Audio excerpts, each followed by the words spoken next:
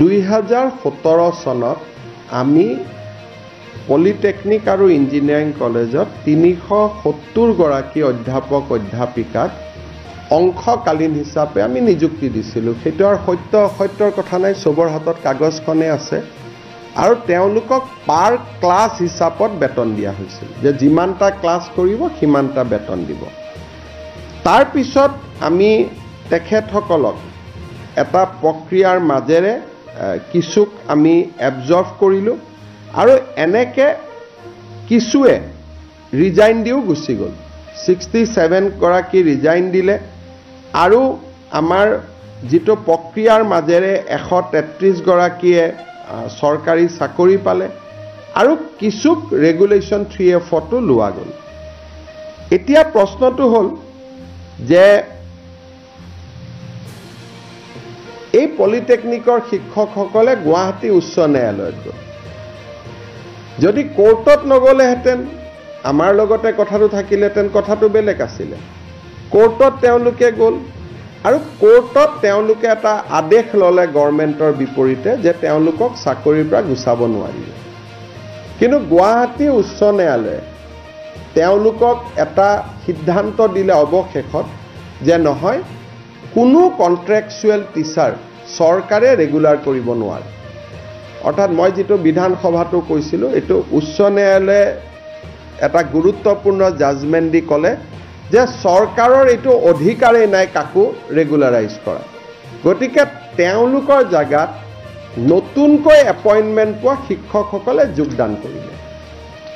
যিসকলৰ চাকৰি গ'ল তেওঁলোকো অসমীয়া, তেওঁলোকো চোকা, আৰু যিসকলে তাৰ জাগাত চাকৰিত সোমালে তেওঁলোকো অসমীয়া, তেওঁলোকো চোকা। এতিয়া যদি এখেতসকলক মই চাকৰি দিব লাগে, যোগদান কৰাখিনিকো আকৌ উলিয়াব লাগিব, তেতিয়া তেওঁলোকে আন্দোলন কৰিব। এতিয়া মই এই গোটেই ঘটনাটো চাই পেলাই 3টা ব্যৱস্থা দেখিছোঁ, যে আমাৰ হাজো, টিংখং আৰু মাজুলীত 3খন পলিটেকনিক হ'ব গৈ আছে। ইয়াৰ ভিতৰত যিসকলে উপযুক্ত আছে, যিমান পোষ্ট আছে, কিছুক আমি আকৌ অংশকালীন ভিত্তিত আমি ল'ব পাৰিম। কিন্তু তেওঁলোকে ফাইনেলি পৰীক্ষাত আকৌ এপিয়াৰ হ'ব লাগিব। কিছুমানে কৈছে পৰীক্ষাত এপিয়াৰ হোৱাৰ কাৰণে এজ নাই, লাগিলে আমি এজটো কণ্ডন কৰি দিম। কিন্তু 3F-ত চাকৰি কৰিলে APSC-য়ে নিয়মীয়া নকৰিলে চাকৰিটো যায়, সেইটো কথা সকলোৱে জানা কথা। সকলোৱে মোক কৈছে ঠিক আছে, মানৱীয়তাৰ খাতিৰত 3খন নতুন পলিটেকনিক আহিছে, যাক য'ত যেনেকৈ পাৰে আমি একমডেট কৰি দিম, এজটো ৰিলেক্স কৰি দিম। কিন্তু তেওঁলোকে পঢ়া শুনা কৰি যিহেতু মেধাৱী বুলি নিজে কৈছেই, আৰু আমাৰ যিহেতু চাকৰিত ইঞ্জিনিয়াৰিং কলেজৰ প্ৰফেচাৰসকলে ইণ্টাৰভিউ লয়, তাত কোনো পলিটিকেল মানুহ নাই।